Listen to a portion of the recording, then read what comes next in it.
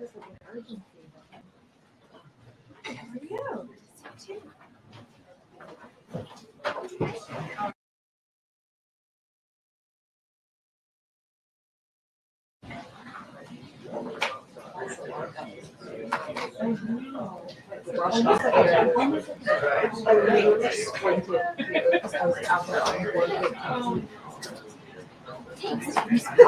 actually,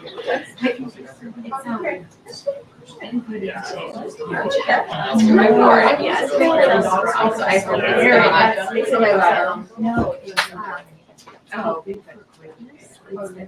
No. I actually not today.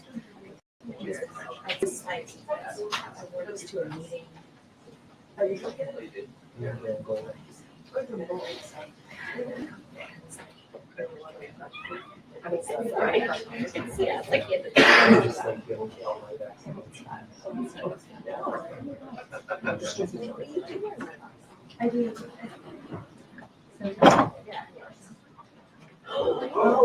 Hey, folks. My name is Joe Biden. Welcome, Mr. President. We've been waiting for you. Welcome to the swimming pool. This is great. Hey, look, folks, good afternoon. The past 2 days we've gotten some very good news about the American economy. Just yesterday, shipping carriers, after some discussion, an International Longshoremen Union came to an agreement to keep the ports in the East Coast and the Gulf ports open. We averted what could have become a major crisis for the country, and a tentative agreement, which includes record wage increases for dock workers and shows the importance of collective bargaining and represents, I think, critical progress toward a strong contract. I especially want to thank the carriers, the port operators, and the Longshoremen's Union for reaching this agreement at a time when the nation has experienced such terrible devastation from Hurricane Helene. It was truly a service to the American people for all these parties to come together to respond to our request to keep the ports open. I was determined to avert a crisis at this moment because it's a critical moment. If we didn't do this now, we'd have a real problem. I also want to thank my White House team for the work they've worked around the clock to bring the parties together. But today, we got more incredible news. Although the strength of the American economy it's about the strength of the American economy. New jobs report, as you all know, you've been reporting, created 250,000 jobs in September. The expectation was for 150,000 jobs in September, which far exceeded that number. Not only the previous 2 months was revised up 75,000 jobs.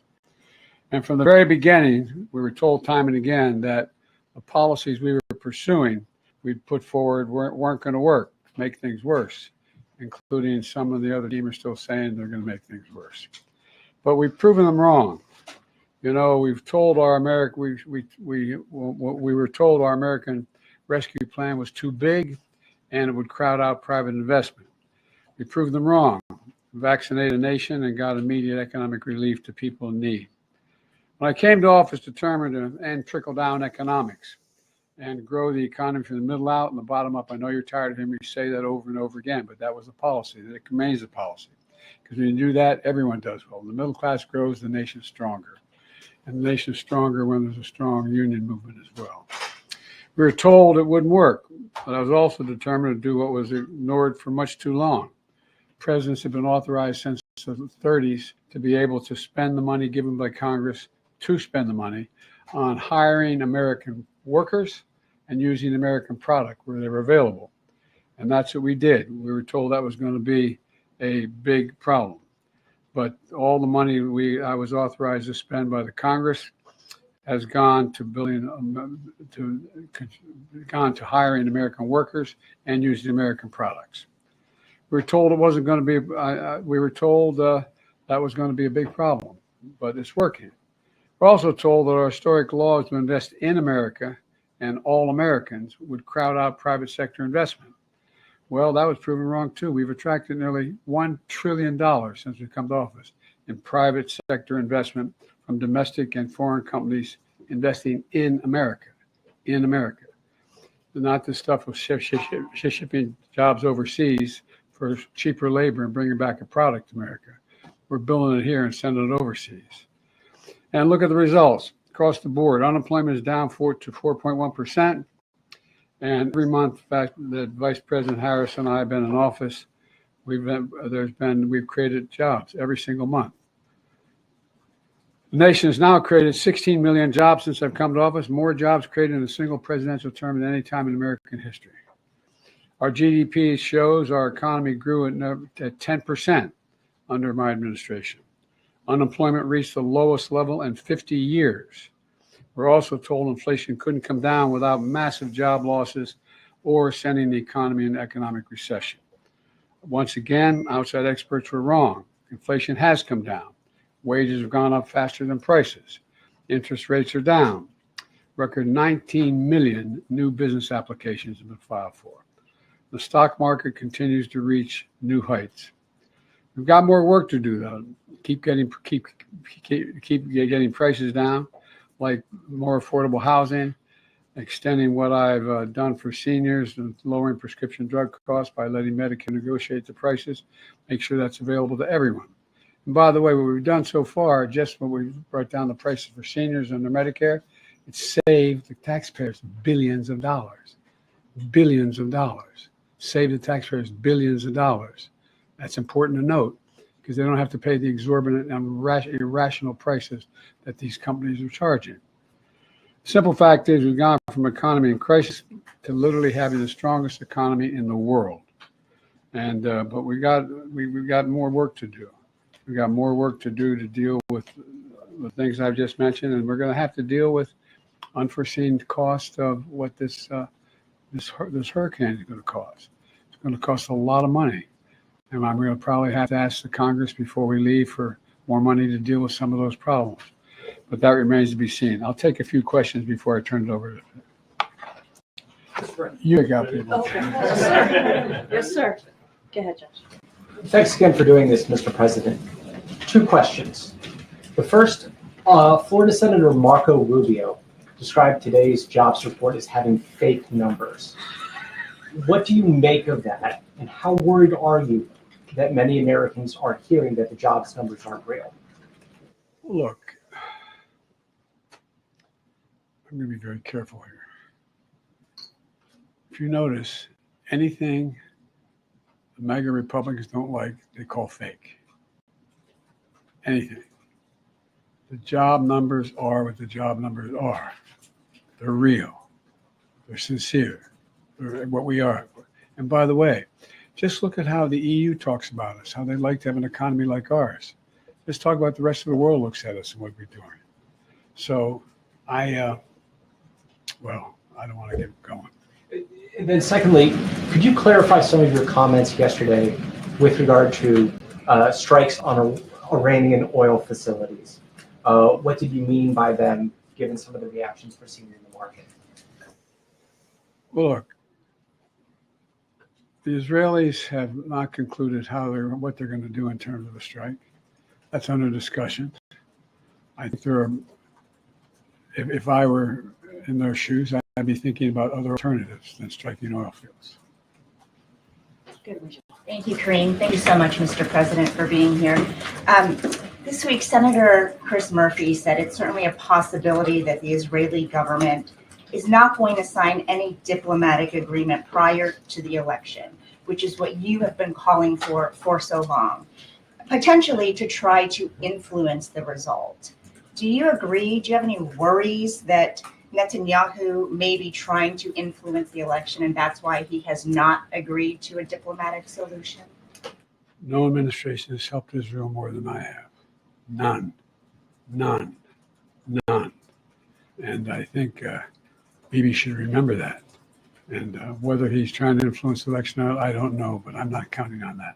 You've said many times recently that you want to speak to him, that you plan to. No, I didn't say plan to. I didn't say want to. You don't want to? No, I didn't say that. You're making it sound like I'm seeking and then speaking. I'm assuming when they make the judgment of how they're going to respond, we will then have a discussion. Thank you. Thank you, Mr. President, for being here. What are you advising the Israelis to do in terms of their retaliation to Iran? And at this point, you still haven't spoken to Netanyahu. Is it fair to say that you have little personal influence over what he decides to do? No, look, our teams are in contact 12 hours a day. They're constantly in contact. I've already had my presidential daily brief. We've already had interface between our military, the diplomats. It's in constant contact. They are trying to figure out, this is high holidays as well. They're not going to make a decision immediately.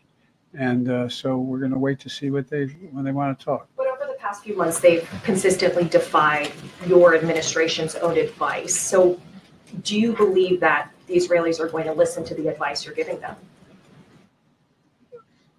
What I know is the plan that I put together received the support of the UN Security Council, the vast majority of our allies around the world, as a way to bring this to an end. Look, the Israelis have every right to respond to the vicious attacks on them, not just from the Iranians, but from everyone from Hezbollah to Houthis. Anyway, and but the fact is that they have to be very much more careful about dealing with civilian casualties. So how should they respond? You expressed concerns about attacks on Iranian oil facilities. How should they respond? That's between me and them. All right, we got to move on. Go ahead, Tam. The election is a month away. One, I'd like to know how you're feeling about how this election is going. And then also, do you have confidence that it will be a free and fair election and that it will be peaceful? Two separate questions. Very much. I'm confident it'll be free and fair. I don't know whether it'll be peaceful. The things that Trump has said and the things that he said last time out when he didn't like the outcome of the election were very dangerous. If you notice, I noticed that the vice presidential Republican candidate did not say he'd accept the outcome of the election. They haven't even accepted the outcome of the last election. So I'm concerned about what they're going to do. Are you making any preparations, getting security briefings related to domestic security? I always get those All briefings. right, you got to move on. Go ahead, Keila, and then we have to do a couple more. Hi, Mr. President. When are you considering imposing sanctions on Iran, and would you include oil in those sanctions? That's under consideration right now, the whole thing. I'm not going to discuss that out loud. And just on your comments yesterday on port strike, you said, by the grace of God, it's going to hold. Is there any reason you think that this Well, there's more to temporary do. A suspension- month from now, there's more to do in terms of everything from the whole notion of mechanization of the ports and the like. There's more to resolve. Go ahead, Daniel. Thanks, thank you, Mr. President. Last night you said there's still a lot to do to avoid an all-out war in the Middle East. I mean, firstly, aren't we pretty close to that definition already? And secondly, what can you really do to stop that happening? There's a lot we are doing. The main thing we can do is try to rally the rest of the world and our allies into participating like the French are in Lebanon and other places to tamp this down. And but when you have proxies as irrational as Hezbollah and the Houthis, and it's a hard thing to determine. Go to Toulouse. I gotta go, kid. I know. He's telling me I gotta go. I said I'd take a couple questions. All right, you're the I think she's increasing her credibility. Take some more. Toulouse, you're going to be the last one. Thank you, Mr. President. Thank you for spending some time here with us. There have obviously been a number of crises that the country has been facing over the past several days with the hurricane, with the port strike, with the situation in the Middle East. Can you talk about how your vice president, who is running for the presidency, has worked on these crises and what role she has played over the past several days? Well, I'm in constant contact with her. She's aware we're singing from the same song sheet. She helped pass all the laws that are being employed now. She was a major player in everything we've done, including passage of legislation which we were told we could never pass. And so she's been, and her staff is interlocked with mine in terms of all the things we're doing. Thank you,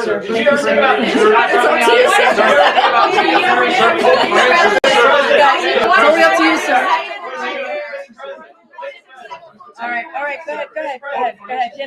Nandita, sir, no, sir, I didn't call on you, sir. I didn't call on you. Nandita, go, Nandita. Mr. President, Pope Francis calling for a day of prayer and fasting. Prayer and fasting this Monday, October 7th. Your reaction, sir? I will prayer and fast. Okay, that's it. acceptable to you in terms of Israel's response? How long are you okay with Israel bombing Lebanon?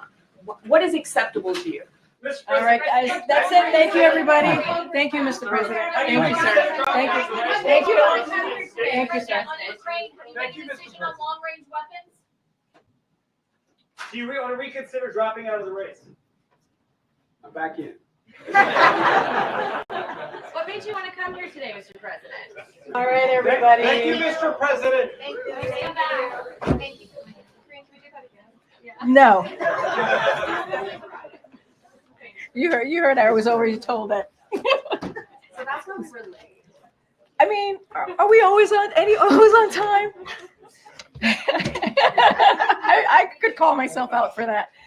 All right, everybody. Thank you so much. Thank you, Mr. President. Okay, so this week the United States has faced a number of competing challenges, from tensions in the Middle East to a port strike that threatened our nation's supply chains, to a historic hurricane that washed away entire communities. Moments like these underscore the importance of American leadership and resolve, and they show what is possible when we come together. Under the leadership of President Biden and Vice President Harris, we were able to successfully protect our allies, ensure the viability of critical supplies, stand up for good-paying union jobs, and get resources to people impacted by the storm in North Carolina and beyond. In the Middle East, the president showed that our ironclad support for Israelis' security is not just a talking point, it saves lives. Prior to Iran's attack on Israel, the president convened his national security team in the Situation Room to monitor developments in real time, ensure we were prepared to assist in Israelis' defense and protect U.S. personnel in the region. Under the president's leadership, the United States successfully defended Israel from Iran's missiles, standing shoulder to shoulder with the people of Israel. On the home front, the president and his team brought union workers, ocean carriers, and port operators to the table to resolve a strike that threatened U.S. supply chains and the economic progress this president has made to lower prices for the American people. And in the southeast United States, the administration pre-positioned 15,000 federal personnel along with critical resources like food, water, and fuel to ensure that communities in the path of Hurricane Helene were prepared ahead of the storm. Now we are getting more resources into the hardest hit communities every day, and we have provided over $45 million directly to individuals and families to help them recover. And a wide range of bipartisan officials, including the governors of every affected state, are working together with us and have praised the federal response. These responses underscore why leadership matters. The president's leadership in this moment helps to save lives, protect critical alliances, and ensure that our economy remains strong. But more importantly, it proves that nothing is beyond America's capacity when we do it together. And really quickly, because I know you all asked for this, this is the week ahead. Next week, the president will travel to Milwaukee, Wisconsin to discuss his administration's work to replace lead pipes in the state and across the country through the bipartisan infrastructure law. This law is investing historic resources into our communities and creating good paying jobs. The president will also be traveling to Philadelphia for a campaign engagement. He will also travel to Germany and Angola to underscore the enduring strength and importance of two strategic bilateral relationships in addressing a comprehensive range of global challenges. The value of strong alliances and partnerships in the defense of freedom and democracy has never resonated more in Europe, Africa, and beyond. President Biden has made revitalizing our international alliances and partnerships a key priority, recognizing that today's challenges require global perspectives and shared responses. Those are the details I am able to share with for now, but certainly we will have more in the upcoming days. And finally, we have Lael Brainard, our national economic advisor to the president. She's going to provide more information on how the president helped reopen our ports, as well as the strong job market economy report that we saw today, showing that more than 250,000 jobs this September under the President Biden.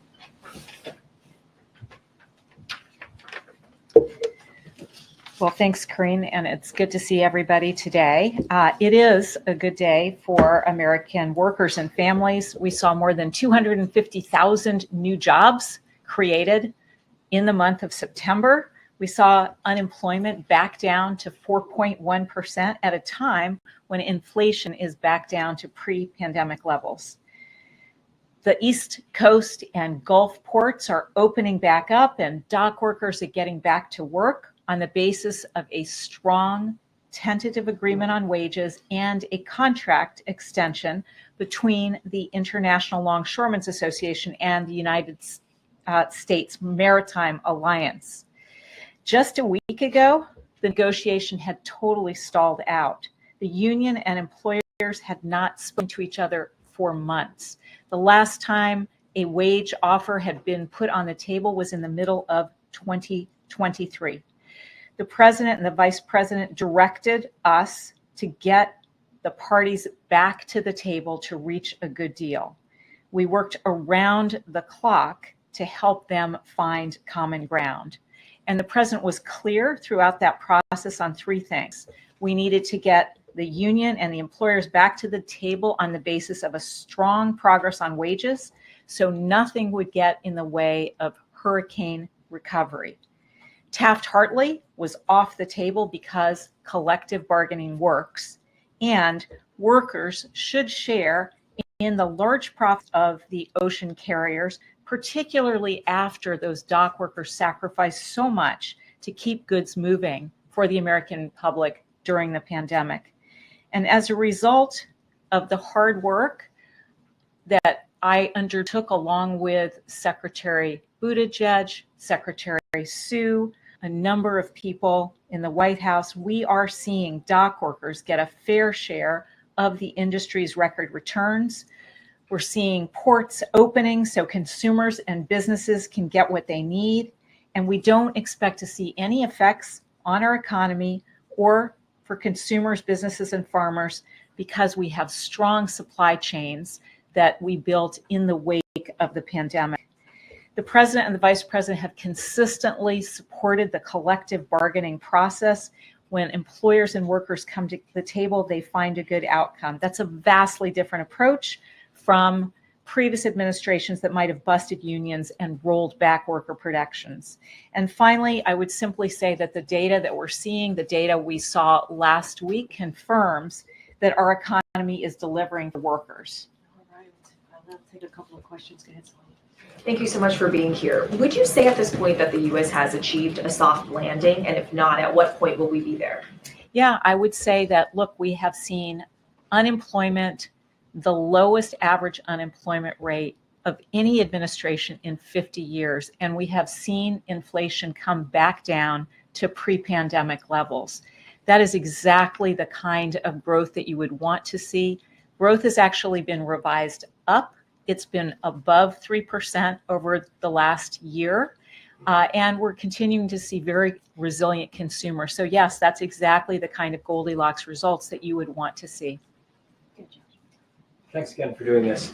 If I can ask about an otherwise strong jobs report, you still had manufacturing employment dip by 7,000.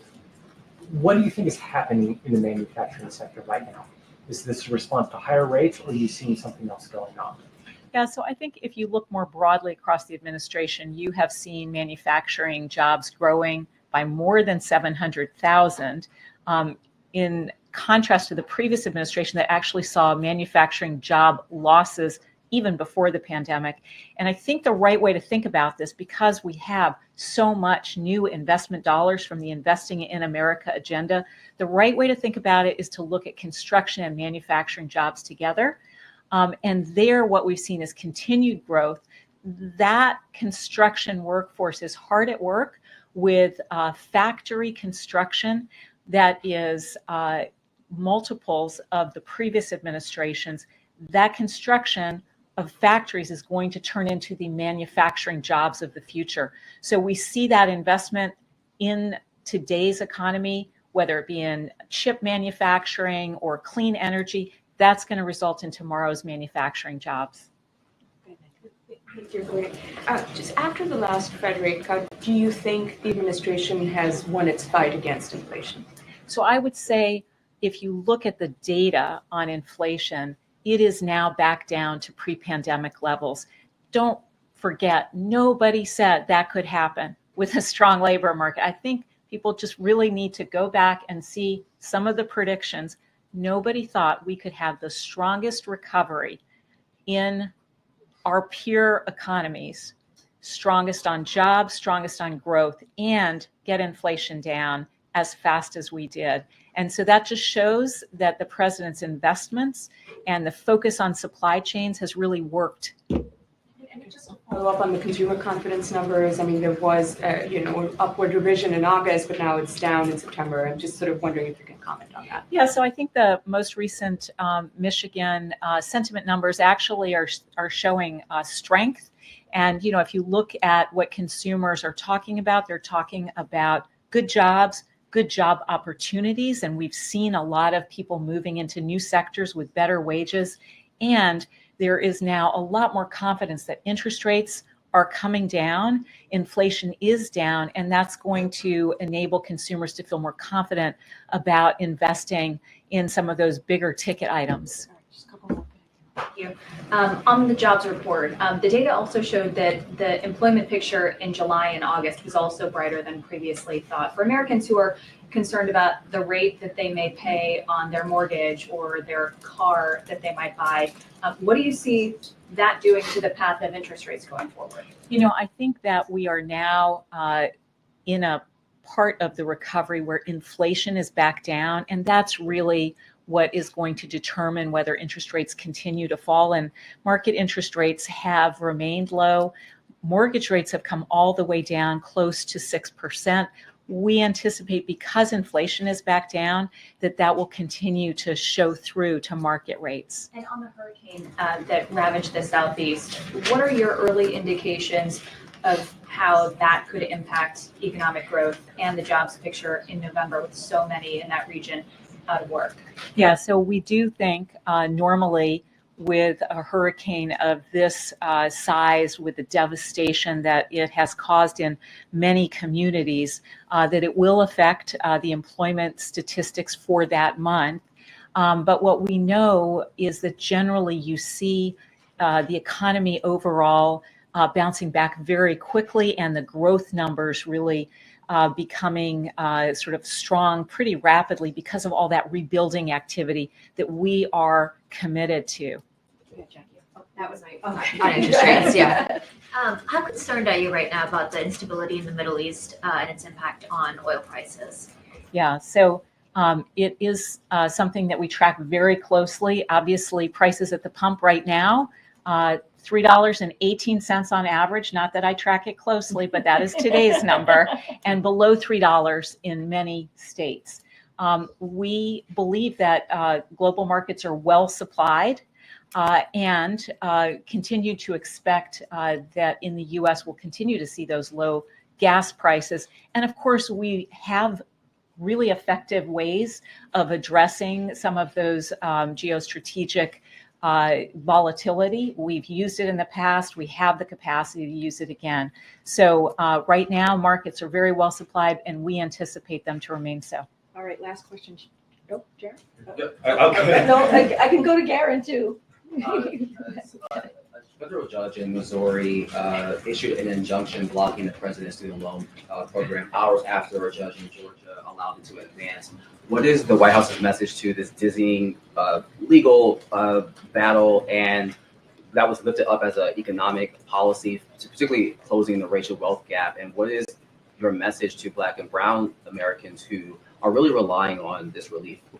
Yeah, so student loan debt relief is so important for so many young people who are trying to build wealth, particularly for people who are first generation, to be able to invest in small businesses, to invest in starting a family, to invest in a house for the first time. So we are going to continue to work to deliver that debt relief to so many students who deserve it.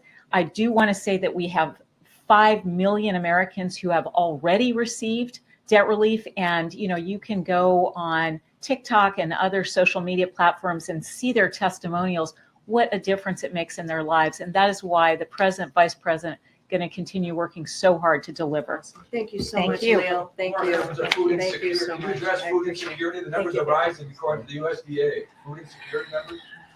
They've created- No, not right now. Food insecurity. I'm not talking to you, sir. I'm just not. It'd be nice if you would be less disrespectful in the room. All right, second question. Inappropriately.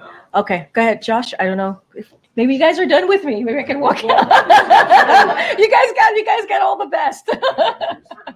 You guys got all the best. Go ahead, Josh. So we were to like zoom out. Yeah. President Biden came in here today. Yeah. He's going to be with Pennsylvania Senator Bob Casey this week. Then he goes to Germany and Angola. He said he's singing from the same song sheet as Vice President Kamala Harris on the campaign. How does he see his public role in the next few weeks as we get closer to the election? What's he trying to achieve, and how's he thinking about I think it? he's doing his job as president, right? I think that's the most important thing. I mean, I started off at the top, at least at this part of the program, where I said that we've had 3 major events happen this week. And what did the president do? What did the vice president do? They worked shoulder and shoulder to deal with these major events. Now we see a deal with the port, a negotiated deal with the ports. Obviously, that collective bargaining is extended until January 15th, which is incredibly important, especially in the midst of a hurricane that we saw, this historic hurricane that we just saw, Hurricane Helene. We see what's happening in the Middle East. The president and the vice president continue to have diplomatic conversations, if you will, to de-escalate, to deal with what we're seeing in the region, and the hurricane. You saw the vice president in Georgia, the president in North Carolina, South Carolina, Georgia himself, and also in Florida, pardon me. And so I think what you're going to see is him continuing to do his job, working closely with the vice president. Look, before Hurricane Helene, President Biden was planning to campaign this week. And you heard me say he's going to go to Pennsylvania. He's going to go to Wisconsin next week. And so we have, we have, you all have covered how much of a whirlwind week this has been. And so the president is going to be president. He's going to be commander in chief. And obviously he's going to be supporting his vice president. I can't speak specifically about the campaign because of we do respect the Hatch Act here, at least for myself as a federal employee and many of us here. And so, look, he's going to continue to do the work that he's doing. We saw strong jobs numbers. That's one of the reasons he came out. He came out because he wanted to talk about that. He wanted to talk about what we have seen this week. And so look, we're going to continue to doing the work. And I think that's what the American people want to see. Good, Celine. Thanks, Green. So former President Donald Trump threatened to revoke the legal status of Haitian migrants. What is the president's reaction to that? This is something that the former president had tried to do during his own administration. Look, here's the fact. The fact is they're here illegally, right? That is the fact. TPS, that's what it gives you. And honestly, I wouldn't take legal advice from the former president. I don't know. That's not something I would do. And how concerned is the administration about the economic impact of Hurricane Helene? Look, as you can see, we have been working around the clock. The president directed his team very early on to work around the clock to make sure that the states that were affected, the states that he's visited and the vice president has visited over the past couple of days, got everything that they need. And we did that by pre-positioning some of the personnel, about 1,500 federal personnel to do that. What we are doing, we're going to make sure, obviously, we're going to always monitor any of the economic impact, but we're going to continue to make sure that we are focused on life-saving and life-sustaining efforts. That's the focus that we're going to have here. And we're going to continue to monitor, but obviously, reacting and providing the needs of the states right now, of the citizens who are living in those states is probably the most key and most important, and continue to call on Congress to move forward with additional funding. As you know, in the CR, there was a robust ask for funding, for disaster funding, and that didn't make it in the bipartisan CR. And so we got to get that done, and we're going to continue to have conversations with Congress. I tried asking the Indeed, I've president. called on you like 3 times today. I know some folks in the back are just going to be like, yeah. So. I'm asking the president. Yep, I hear you. I hear you, Kimberly. I hear you. What is acceptable to the U.S. in terms of Israel's response, right? How long is the U.S. comfortable with Israel bombing Lebanon? I know you guys are going to ask this question every which way, and I totally understand that. We are having conversations, discussions. We're in contact with the Israelis on what's next. We have been very clear there will be consequences. You saw the joint statement, the G7, there's going to be consequences, there's going to be sanctions, and I'm not going to preview those sanctions from here, but we have always said Israel has the right to defend itself. And you saw just on Tuesday night, and not just Tuesday night in April, how much we are prepared to defend and protect Israel. Because that is our ironclad commitment. I'm not going to get into diplomatic conversations in the public here. There was a report that quotes U.S. officials saying the White House wants to take advantage of the massive blow to Hezbollah's leadership and infrastructure to push for a new Lebanese president in the coming days. Can you comment on that? I'm not going to comment on that. I'm not going to comment on sources or reporting out there. That is not something that I'm going to speak to, sourcing that I can't even verify from here. Go ahead. Thank you. On the port strike, reaching a tentative agreement, the White House and several officials were involved in the 90-day extension of those talks. I'm wondering what the significance of that timeline is and whether the election being 5 weeks away played any role in it. Look, this is about the right thing to do for workers. Many of those workers put their lives at risk during the pandemic. We have always said collective bargaining works. We believe it works. And we have seen parties reach a fair agreement when they come to the table and in good faith and do that collective bargaining. This is what's important. It was important to this president to get this done. This is not about an election. This is about what is the right thing to do for the American people. This is the right thing to do for workers, again, who deserve higher wages, who deserve benefits. And so the president is proud to have been able to do that.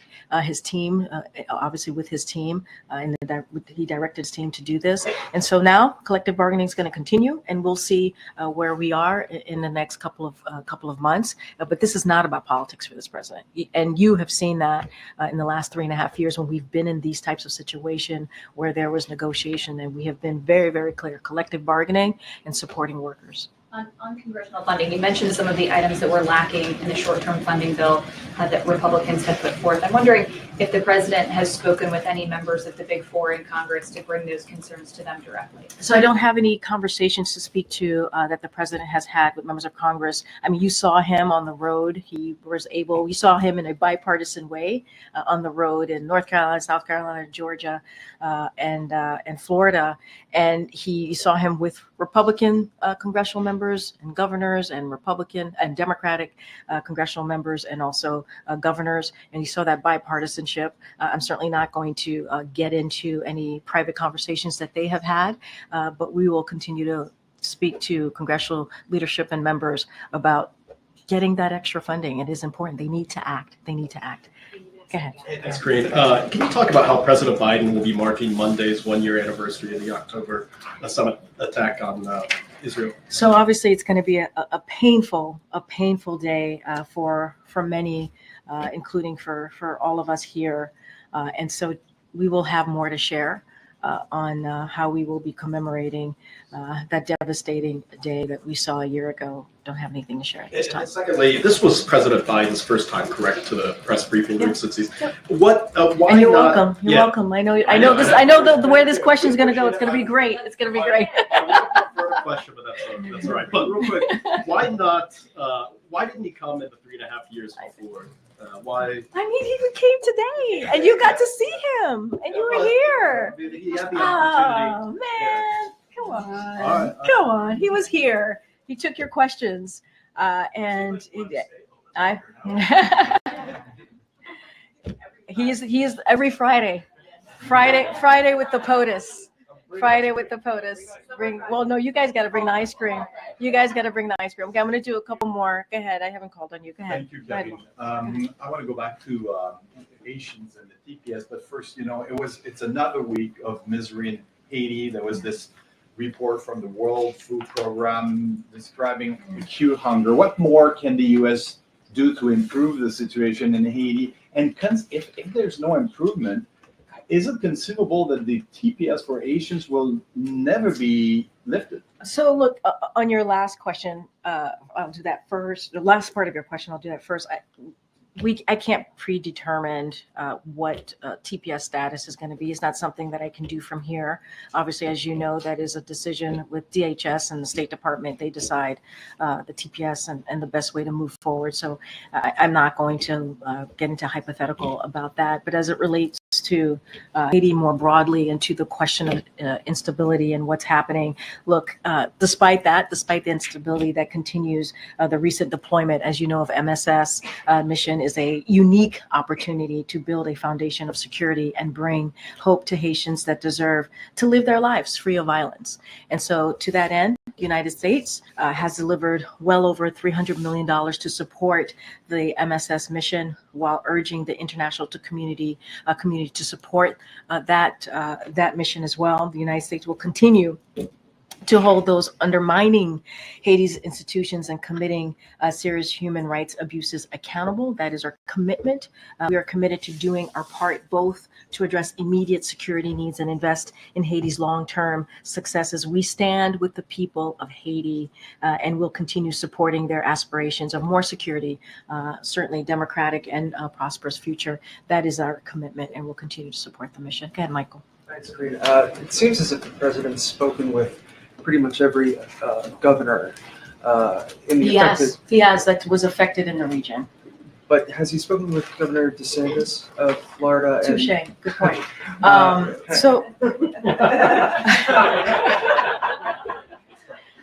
Touche. And I think we read out that he spoke to the governor of Tennessee on our way back from our trip to Florida and Georgia yesterday. I don't have a conversation to read out with the governor of Florida. But what I can say is that we have been in touch. Our team has been in touch with local officials on the ground. We are committed to providing what is needed in the state, obviously to those who were affected in the state, and our commitment is clear. The president has always said it doesn't matter if you're in a red state or a blue state. He's a president for all Americans, and that continues to be certainly his commitment. Okay, I know I'm getting pulled, but go ahead. Thank you, Corinne. The president seemed to suggest that he is asking, or he seems to be suggesting that Israel should consider other alternatives rather than attacking Iranian oil facilities. But should Israel make such an attack, how is the administration preparing for an Iranian retaliation on the Strait of Hormuz that would disrupt oil supply and disrupt oil prices globally? So also, as the president said, we continue to have these discussions. I'm not going to get into hypotheticals. About Israel's response to Tuesday night attacks. What I will say is that we understand that they are still determining what exactly they will do. That is something that we understand. I'm just not going to prejudge. I'm not going to get ahead of anything, and the discussions to continue. But can we say that the administration is preparing for that possibility? I'm just not going to I'm not going to speculate. They're still, I'm telling you, they're still haven't decided what their next steps are going to be. So that's what I'm saying to you. That's what we understand. I don't have anything else beyond that. On Angola, on the president's trip, Corinne, Amnesty International is criticizing the administration's, quote, silence on human rights violations in Angola ahead of the president's visit, calling out the administration's focus on private sector investment to counter China? This is obviously in reference to the libido corridor. Can you give a response? Look, we get this type of question about human rights violations anytime he travels, and if that's going to come up. The president, as you know, has never shied away from direct conversation about human rights and democracy in any conversation. And I could expect that he will do the same in this upcoming trip. And so I don't have anything beyond that, but the president has never shied away from that, never shied away. Thank you, Karine. Does the administration have any concerns about how the aftermath of this storm could impact the vote? Whether it's talking to the Postal Service about mail-in ballots that may not be getting to people, or impacting the infrastructure in these critical states?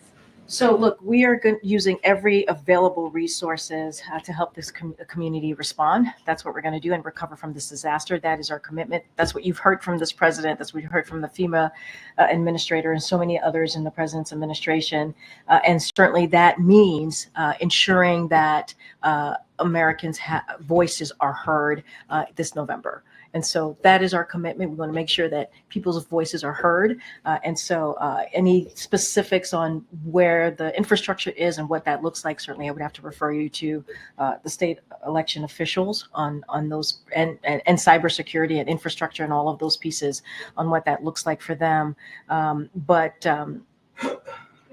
states voice concerns to the administration? I cannot speak to that. I have not heard of that. But look, our commitment, again, is to make sure that the resources available so that community can respond to recovery and also get back on their feet and deal with this disaster. We want to make sure that Americans' voices are heard this November. That is important. And so, but certainly that is something that state elected officials can speak to more directly. But we're going to try and make sure they get back on the feet. I know I haven't called any yet. Okay? Thank you. Former President Trump is accusing the Biden administration of using FEMA funding to support undocumented migrants. How is the White House responding to that? I mean, it's just categorically false. It is not true. It is a false statement. And look, the fact of the matter is, I think Washington Post fact checker did a piece, and the headline recently, just moments ago, not too long ago, and the headline was, "No, Biden did not take FEMA relief money to use on migrants, but Trump did." I'll leave it there. Secretary Mayorkas had said earlier this week that he was concerned that FEMA didn't have enough funding until the end for the rest of the hurricane season. Now that President Biden has seen the damage firsthand in the Carolinas, Florida, Georgia, heard him say at the podium he may have to call Congress back from recess. What exactly is he waiting for to be able to make that call? Look, here's the thing. We put forth a pretty substantial, robust, I mentioned this moments ago, to be part of the CR. We were disappointed that it was not part of the CR. And if congressional Republicans were serious, if they were really, truly serious about doing something for the communities that was impacted by Hurricane Helene, they would join us in calling for additional funding. This is what we've been doing. And so if they're serious, they would get to work and get that done, just like with the border. If they were serious about the border, they wouldn't vote against their own bipartisan proposal that they worked with us on. They're against it now. They weren't. They would move it forward. It would actually start fixing the broken system that we're seeing right now. And, they can, if they really want to help us in dealing with what we're seeing, whether it's at the border or getting more funding for disaster monies that's going to be needed to get into the communities, they should be serious. Congressional Republicans need to get serious here, and they're just not. Just a quick question on the port strike suspension. Is the White House going to continue to be in touch with ILA and sort of support those negotiations as they continue? I think, look, there's congressional collective bargaining continues. I think that's really important. That's what we're seeing, and that's what we want to continue to see. And so we will be in touch as necessary. But I think what's important is they came up with an agreement. That's because of this president's leadership. And the way to get this done is continuing that collective bargaining. And we believe that certainly works. Thanks, everybody. All right. Have a great weekend. Thank you. Okay, once again, bonne chance.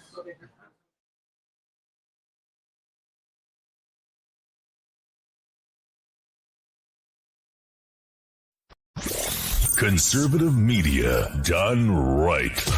You're listening to